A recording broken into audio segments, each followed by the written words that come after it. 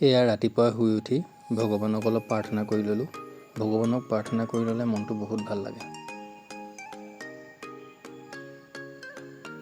মই শিৱ বাবাক প্ৰাৰ্থনা কৰোঁ।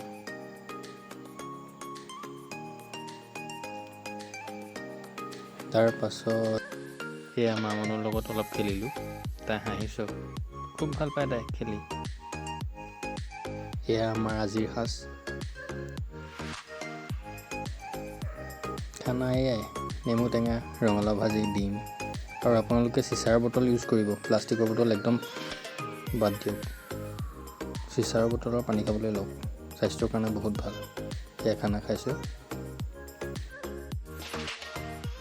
এয়া কৰ্মস্থানলৈ ওলাইছোঁ হেলমেট পিন্ধি। এইখন আমাৰ চাৰিওফালৰ ভাগ।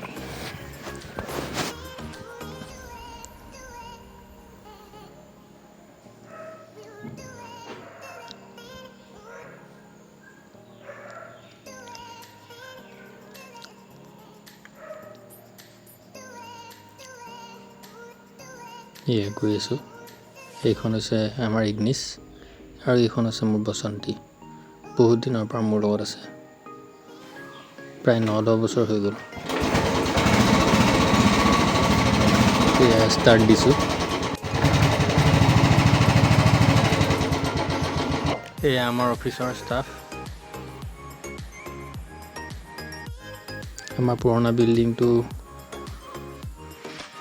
ভাঙি নতুনকৈ বনাই আছে, সেইকাৰণে আমাক ইয়াত টেম্পৰেলি ইয়াত দি থৈছে। ভাবিলোঁ অলপ চাহ খাই লওঁ, চাহ খাই ল'বলৈ আহিলোঁ। এয়া চাহ খাইছোঁ।